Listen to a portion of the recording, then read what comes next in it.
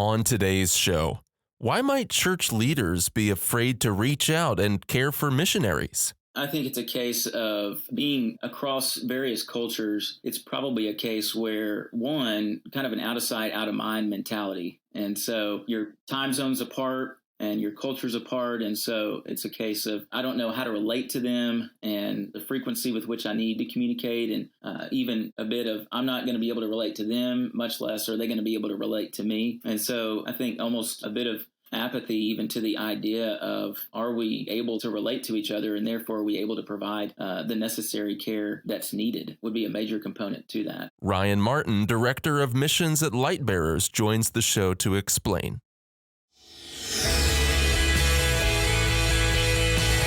Welcome to the Missions Podcast, the show that explores your hard questions on missions, theology, and practice to help goers think and thinkers go. I'm Alex Kochman, Director of Advancement and Communications with ABWE, joined by Scott Dunford, West Coast Advancement Coordinator with ABWE and pastor of Redeemer Church in Fremont, California. Good to see you again, Scott. Been a little while since you and I have been in the saddle here recording. Of course, for our listeners, they don't know that, but we're grateful to everyone that listens loyally week in and week out. If you've been blessed by the show, there's some things you can do. Remember, if you've ever been benefited by the Missions Podcast as we try to unite these worlds of thinking and going, go to missionspodcast.com/support to show your support. Help us bring you this content in a way that God can use and bless. And also remember to follow and subscribe, share it with a friend, all those wonderful things. And what really helps is leaving a positive rating and review that helps get this content in front of others who can be blessed by it. But Scott, what year was it? It was 2016 that you recruited me to ABWE, right? Is that accurate? That sounds right. Let's go with that. We met in 2015, and probably 2016 is when you officially started doing stuff for ABWE. Yeah. My heart was at ABWE much sooner than the actual year that you recruited me. You know, you join any kind of organization and it has its own lingo and jargon. Especially ministry organizations, parachurch organizations, they all have their unique Christianese and their acronyms and things like that. I remember coming to ABWE and learning about this thing called member care. It's a little bit of an odd turn of phrase. At least that's what my mind went to at first, member care. Okay, because we never call our missionaries members, but okay, that's fine. They are members of the organization. We call them missionaries, but we have this member care department I remember learning about, and you and I would work a lot with them on various things as people were joining as missionaries. We were working together in mobilization back in those glory days, back in the good old days, Scott, right? Yeah, glory days. and then care, so, okay, having a department that does care. I mean, I care. No one's paying me to care, right? You care. Sometimes I care. Some days I do. Right. Some days I care. On my best days, I care.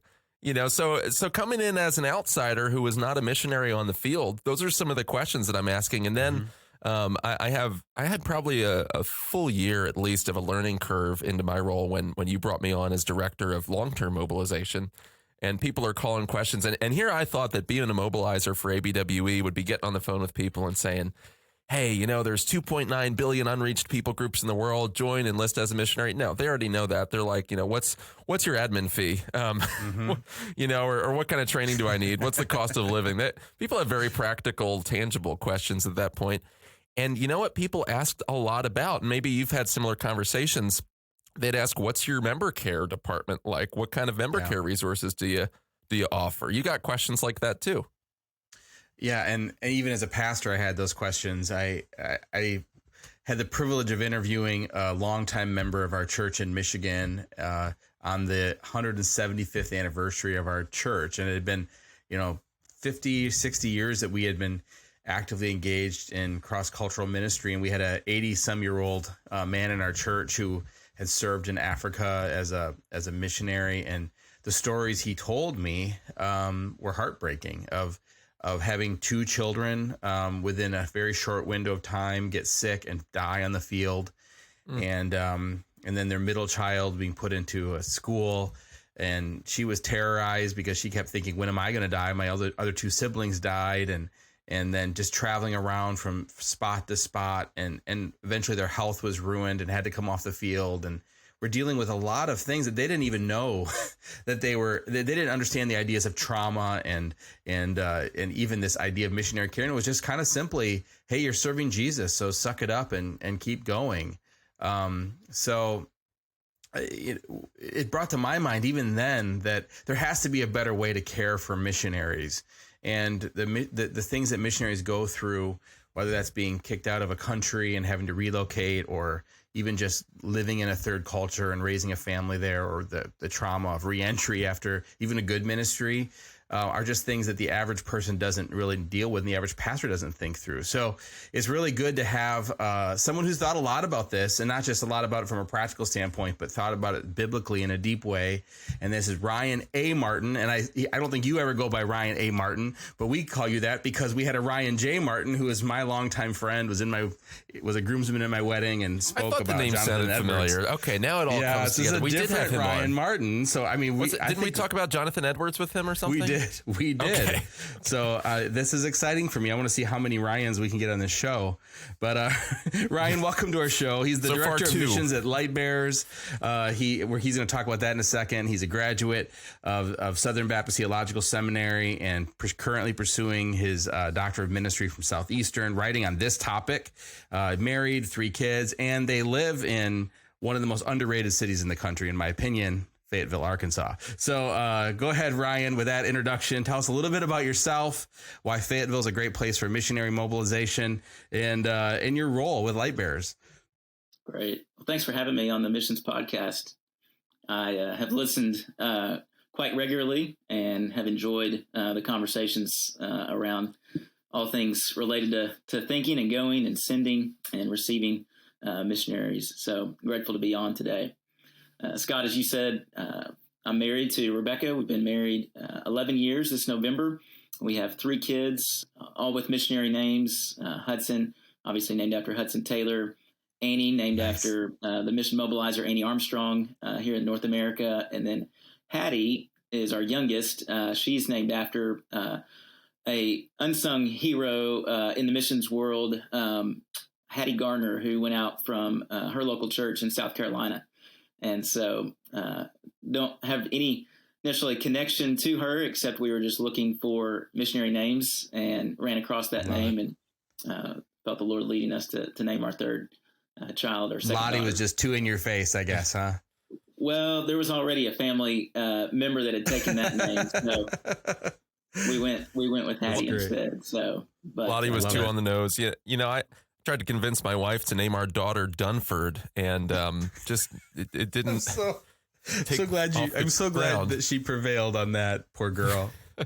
you know these kids these days and their crazy names. So Ryan, you've written this series. Yeah, well, I want to hear about Light Bearers, Alex. Okay. Don't cut us off. All right. Yeah, previously have served on staff in the local church the last 13 years at University Baptist here in Fayetteville as missions pastor, and have recently transitioned to Light Bearers.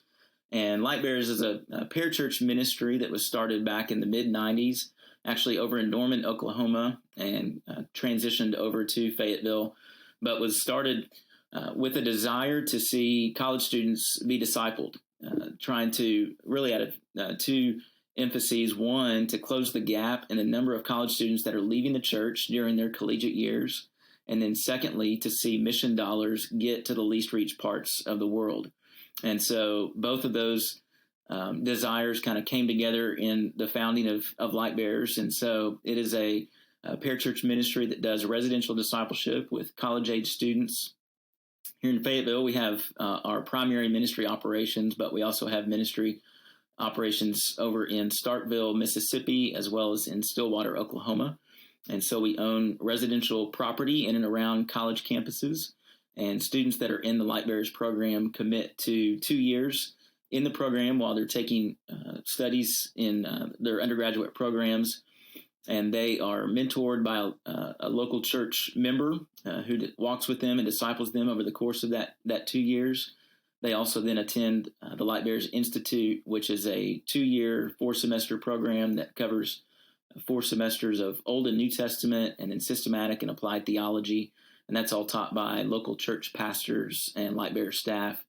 And then we see rent money that's generated off of the property then go to help fund church planting work in the 1040 window. And so that's how the missions component is tied into that. And so we're able to, through the program, obviously mobilize them towards the nations. We don't want to take the place of the local church or, usurp the local church's role or even see ourselves as a sending organization, but more so a discipleship ministry that seeks to, in the fray of our ministry, mobilize students towards the nations. And so able to equip students in that way, be able to take them on trips, to be able to see partners that Lightbearer supports and see where their rent money is going towards, and be able to help even set hopefully a good foundation and trajectory for their lives to be sent for the sake of the gospel around the globe once they graduate. Very cool. We approve. That is That's awesome. Exciting, encouraging to hear about. I have a question. I think I'm allowed to ask it now. So I kind of got a little too excited earlier. I was a little too hand slappy there, but I did want to hear about it. You rush ahead. I slap your hand a lot, so I probably deserve it. So now I'm going to ask a question, and it's that you've written this series of articles on the Upstream Collective, which, by the way, if our listeners aren't familiar with the Upstream Collective, go to that website because a lot of good resources for churches on the sending side there. You've written articles on what missionary care or member care look like biblically. And again, I think we've got this kind of simple idea of like, well, of course we should care and we should support and pray and pick up the phone every now and then with our missionaries. But you show that there's probably a lot more of the New Testament that's about these things than we would assume. So why'd you write that series, and what's essentially the case that you're making? Sure. Yeah, I think part of it really stemmed from just being in the local church in a missions pastor role and being able to have a front row seat to our partners that we were supporting. And really over the last 2 to 3 years, COVID certainly played a role in it. But I think even before that, just seeing the one principle that a lot of churches see the sending of missionaries really as the finish line more so than the starting point. And so we commission them off and we send them out. And then it's kind of one of those where, sure, we may send an email every now and then, or we may highlight them during a special missions offering emphasis week. But beyond that, we don't really see that the local church is to be the lead player and the lead role in that care component. Oftentimes, I think local churches too have just passed off the role of missionary care to agencies and see that they're going to have a lot more resources to be able to handle that. And certainly uniquely, they are able to focus in particular areas. But I think even as we've seen from New Testament examples in particular, that really it is the local church that needs to take the lead role and be the lead player in that. And two, I think it was just a case where I began to see even from our own partners where that was becoming an acute need for them, be it because they had kids that were struggling to acclimate to the field, or be it because they were longtime missionaries who were now empty nesters and they were moving from more of a village setting in, say, South Africa into a more of an urban setting, and they were having to adjust to those different cultures on the field, but then also they were finding that they were just running themselves very thin and almost having to come back off the field such that they didn't reach a point of burnout. And so beginning to take a more active role and active approach as a local church to really begin to care for those people. But then also, too, I think just helping the local church see that sending and supporting and caring, all those avenues of missionary support that the local church is called from the scriptures to help provide and is called to do, I think is supposed to be a total church buy-in. It's not just to be reserved for the leadership of the church to do those things, but really each member has a part to play. And I think even too, the church can see themselves being invested more so in the accomplishing of the Great Commission as they're seen both in that sending role, but then also in providing missionary care. So as you're going through some of this writing, and I know you're doing a lot of diving into beyond what you've just written on a blog, of course, but what are some of the key passages that you're bumping into and interacting with that really highlight the need for missionary care? I mean, we're talking about Paul, who's functioning as a missionary and dealing in a missions community of sorts. What are some of these passages that you're finding that speak to these issues? One of the passages that I started out with was 3 John verses 5-8, where we see John commending Gaius for receiving in what were really itinerant missionaries into that church.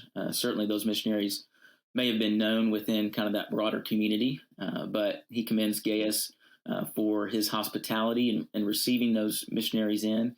But then in turn, as they were able to stay with that church for a period of time, Gaius and that church then send them off in a manner worthy of God for the purpose of sending them out for the sake of the name. And so really using that passage as a foundation to say pre-field care, and really even before we send missionaries out, is a key component to the missionaries' care even before they reach the field. Then I also looked, secondly, at Philippians 2, verses 25-30, as a passage that speaks to on-the-field care, where we see the relationship between Paul and Epaphroditus, where I think all of us are well familiar with just the relationship that Paul had with the church at Philippi, even as we see from Philippians 4, where he commends them for the partnership that they shared in the gospel. And part of that partnership was the sending of Epaphroditus to Paul, even while he was imprisoned, and the great sacrifice, not only for that church to send Epaphroditus, but then also to the sacrifice that Epaphroditus incurred, as the passage points to the fact that he endured great hardship, even physically, in terms of going and serving Paul for a period of time. But then Paul then sees a point at which he needed to send Epaphroditus back to the church at Philippi, and admonishes that church to receive Epaphroditus back in a way that would celebrate just his sacrifice and service to Paul, and wanted to commend, the church at Philippi for sending one of their own to stand alongside Paul for a period of time. And then thirdly, I think not only pre-field care, on-the-field care, but then also post-field care as we receive missionaries back. Even as I've surveyed missionaries on the field, this is one of the areas that keeps coming up, is, if churches are maybe unfamiliar or unaware or weak in a particular area of missionary care, if they're doing missionary care at all, it's in that re-entry phase and just not knowing how to receive missionaries back from the field. And so looking at Acts 14, particularly verses 27 and 28, where Paul and Barnabas come back to the church at Antioch, where they were sent out in Acts 13, and they spend what Luke says there, no little time with them. In other words, they spent as much time as was needed to be able to report back to that church all that God had done, particularly opening a door of faith for them to proclaim the gospel throughout Asia Minor. And so you see there just an accountability that Paul and Barnabas felt to that church to go back there and to be able to report all that God had done, and to be able to share not only in the successes, but also in the failures and the struggles that they experienced along the way in that first missionary journey. And so really using that, again, as a foundation for what it looks like to receive missionaries back from the field. So Ryan, that's a helpful biblical foundation. While you were sharing some of that, out of curiosity, I dove into Google Trends and looked at just the word care. Now, that word it's a big generalized word, right? I mean, you talk about healthcare. What does that mean? Emotional care. But I wanted to see what was happening. And from 2004 to the present, the search frequency and that represents discussion and thought, content on the web has almost doubled around this word care. One potential source of that, we live in this day and age of self-care, right? So all that to say, care is on the radar of the secular world, of the culture at large, not just the church. And it's not a hard concept to grasp, right? So you shared those passages. What is unique about what's presented in those passages that the typical, let's just say American, since many of our listeners are American, that the typical American wouldn't immediately perceive behind that idea of providing care? Yeah, I think it's a case of being across various cultures. it's probably a case where one, kind of an out of sight, out of mind mentality. And so your time zones apart and your culture's apart. And so it's a case of, I don't know how to relate to them and the frequency with which I need to communicate, and even a bit of I'm not going to be able to relate to them, much less are they going to be able to relate to me. And so I think almost a bit of just apathy even to the idea of, are we able to relate to each other, and therefore are we able to provide the necessary care that's needed would be a major component to that. Yes, we've talked about this before on the show, and we've thought about it in depth. But the in many ways, heart wise and mind wise, there's a lot of connections between us and the biblical world. As far as logistics go, like it's just nothing similar.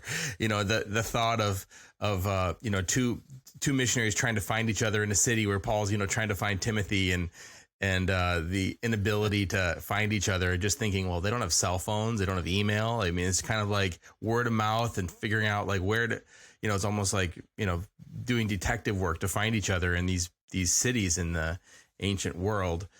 And so, and even just the accessibility, I had a phone call with one of our missionaries serving in Korea currently, and, we could FaceTime and had a good conversation. But whereas, you might go years without seeing someone in that time. So trying to bridge that gap between, here's the principles we see in scripture, here's the command, we know that it's there for us to be engaged with it, but practically living it out seems to be, take some work. So what are some of the practical suggestions, for the 21st century that you would give us in carrying out some of these principles as we deal with missionaries? Yeah, I think one thing, and let me back up real quick, even in Philippians 2, I think one thing that I would add that somebody here in America might be able or may not see right on the surface, or maybe look at and kind of be like, it would be just the idea of sacrifice. And, do I want to be able to put myself out there and to be able to, it may be that God's not calling me to long term, but even a short term stint like Epaphroditus took, and to be able to give of myself, of my time, be it for 2 weeks, 6 months, 2 years, to be able to go alongside and provide care, and just understanding just the sacrifice that demands, and counting the cost even in that regard is huge. But I think too, just some practical ways. I think one, let me just kind of work through just the order of pre-field, on the field, and post-field care. I think pre-field, one of the practical things is for churches to really begin to take ownership in doing pre-field assessment. I think churches are going to know their missionaries best, and anybody that's going alongside an agency obviously is going to have to go through some interview processes and things of that nature. But I think it's a case where churches are going to be able to know their people best and be able to see them in ministry context that the agency is not going to be able to see. And so to be able to rightly understand, is this candidate somebody that we see is called by God, and that call is then affirmed by the local church? Are they emotionally, spiritually, physically prepared to go to the field? It's not that they're going to necessarily have everything in right order, but they're in a healthy spot such that they're going to be able to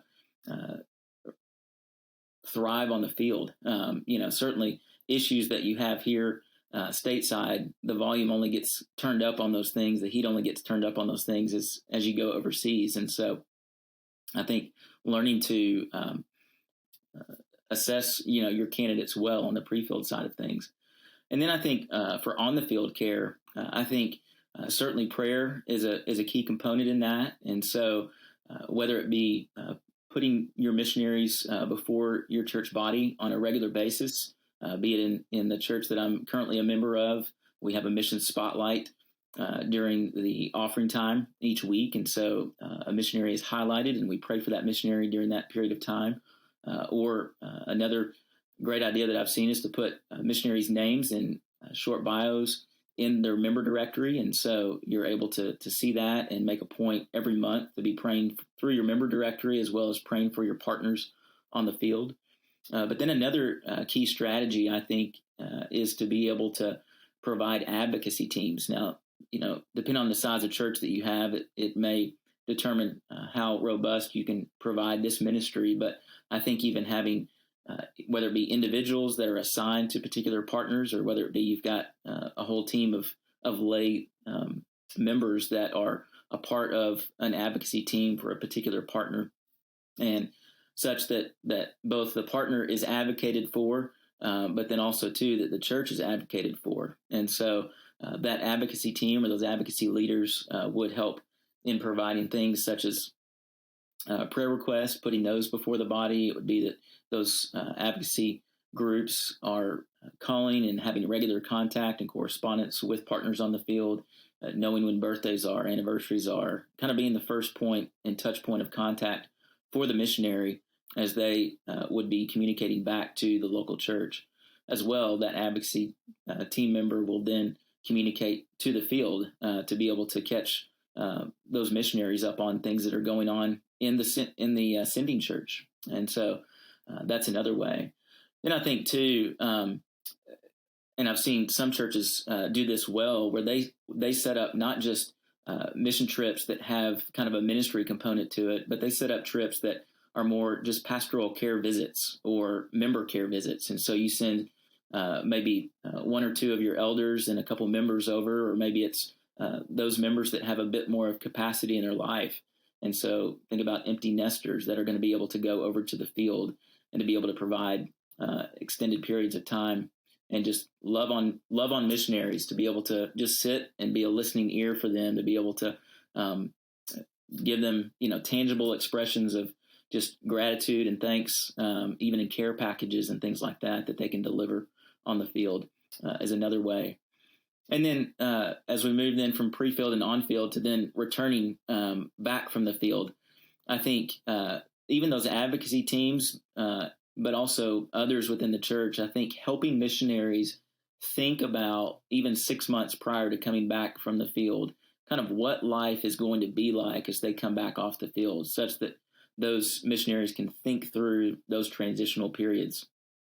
And then too, thinking about just what are the practical needs of the missionaries they come back in from being on the field, be it a car, be it a mission house, getting the kids enrolled in school if that need is there.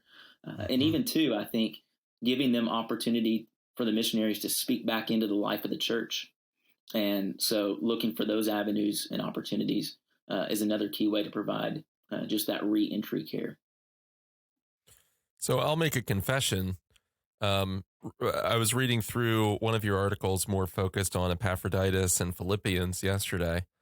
And we've had this kind of big, hairy, audacious prayer at our church that in the coming months and years, likely years, we would send out a missionary from our fellowship. Well, we're chilling at about 100 people right now. We probably have 50 or probably 60 members. So it's not impossible. But I'm reading this article of yours and I'm thinking, will God expand our sending capacity until we've shored up our caring capacity? Would he potentially not have us to send a missionary until we're adequately caring for those that we already support? And that's a question that goes through my mind. You already talked a little bit about church size and what's feasible. I think coming out of COVID, that's not just a hypothetical question. I think churches or small churches had to cut back programs. There's been growth in our church. I fly by the seat of my pants. I can't speak for the rest of the staff, but I fly a little bit by the seat of my pants. And so what would be some unique encouragement that you'd give to people in very small churches as to how to truly care well with limited resources?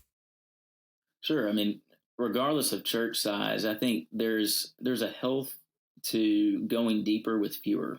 And so even if you've got 1,000+ member church and you've got expansive resources, a lot of times we think the more mission partnerships that we have, the more robust and more recognition that we're going to receive in terms of, our missions focus and that sort of thing. And yet, I think we've got to think whole church in this, and in such a way that the church understands that they understand their partners. They know their partners well. And so I think one just encouragement that I would give is go deeper with fewer. And so don't think that, just because you may have 1, 2, 5, 10, missionaries as compared to maybe 25 or more, that you're not doing something in the kingdom, and as far as sending it and caring.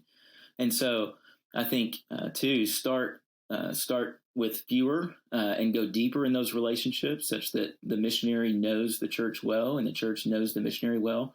But then also too, I think start with just kind of where are the gifts within your church, such that you're going to know where to provide the best care, and also too, coupled with that, are what are the needs of the missionary.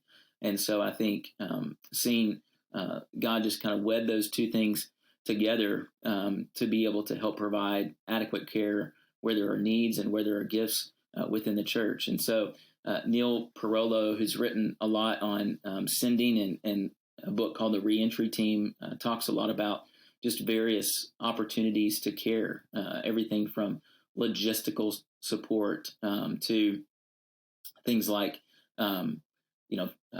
physical support and counseling support, things of that nature.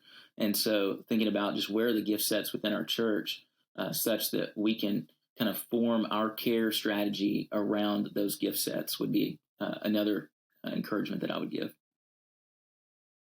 So on the other side of it, if you're a missionary listening and you may be thinking, I wish I had care and I don't know how to go about letting my church know. What kind of advice would you give to a missionary on the field who's probably listening to this going like, I'm thankful for my agency, and I'm thankful for this financial support, but man, I wish I had some emotional support that he's describing. I'm feeling discontent listening to this.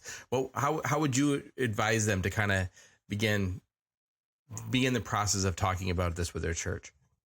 Yeah, I think some of it is, as we spoke to earlier, and just where we sense maybe an inadequacy to be able to kind of cross back over those barriers of culture and distance and time, is to be able to just be transparent and to say, hey, I'm a member of your church. I don't just want to be seen as one who has been sent out and forgotten, but rather I'm just an extension of this local church, just in a different context and a different culture. And so to be transparent and honest with that church, and particularly the leadership, and to say, we would love some care. I think maybe even start with having some of the pastoral team come over to be able to see the work, and to be able to just provide a pastoral care visit, and to be able to really sit down on the field, to be able to allow those leaders to be able to see your context, your culture, to be able to walk alongside you, such that as the leadership catches the vision for that care, then they're going to be able to really cast a vision for that for the rest of the church body.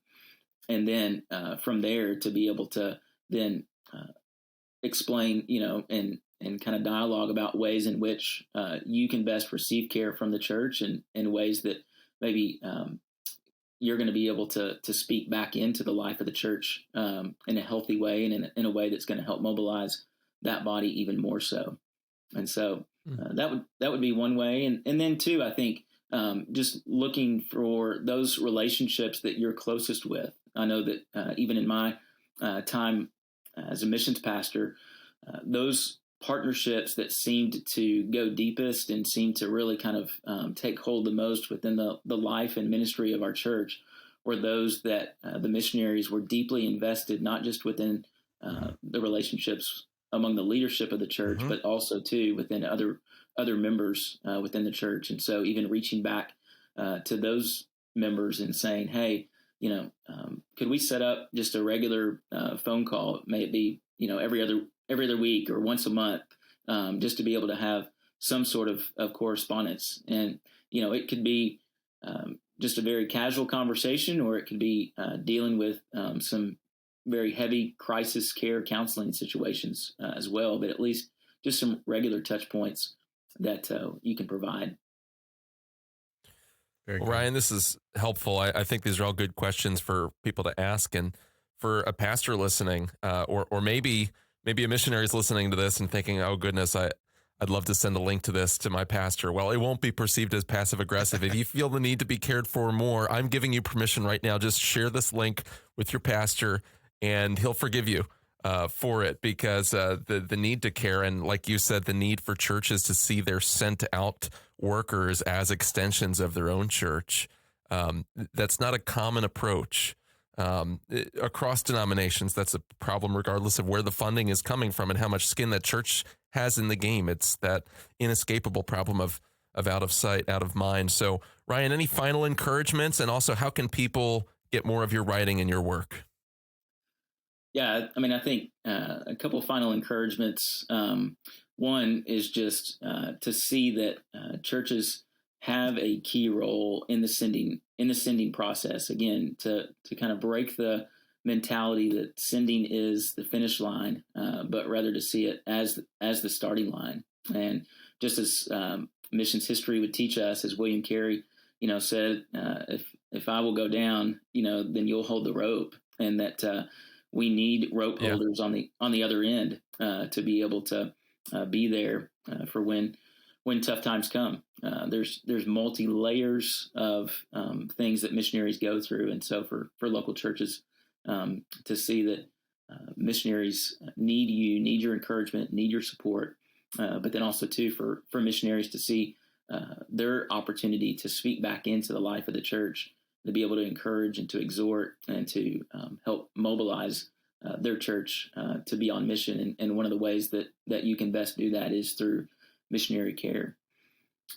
I think as far as ways that you can continue to read the stuff I'm writing on missionary care, again, as has been referenced, is the Upstream Collective. I'll write on other topics outside of missionary care, but you can go to the upstreamcollective.com to get those blogs. As well, I've written a few blogs on the Center for Great Commission Studies at Southeastern Seminary's website, and so you can Google that and find that blog post or those blog posts there on that Great Commission Seminary or Great Commission Center's website. Great Commission Center at Southeastern. Ryan, thank you so much. We appreciate that. And again, listeners, you have permission to share it with your church leadership. It's not passive aggressive. It's okay. They'll get the idea. We can all care for missionaries better. If you go to the rating section, click 5-star rating and hit send, and then a little indulgence will pop up that you can just click and copy into your email from Alex directly to your pastor. Every time a coin in the coffer. Hope everyone knows we're kidding. Clings, we have some people who don't know that we're joking, but yes. Right. A soul from Purgatory Springs. Not quite, but something like that. Scott and I have some we have some issues to work out here. But Ryan, thank you for joining us on the show today. Listeners, thank you for being a part of this. Go to Missions Podcast. Not podcast. Podcast. Go to Missions Podcast. Yeah, speaking of issues. Podcast.com for more content. Every episode comes out Sunday night at 7 p.m. And we'll see you next week on the Missions Podcast.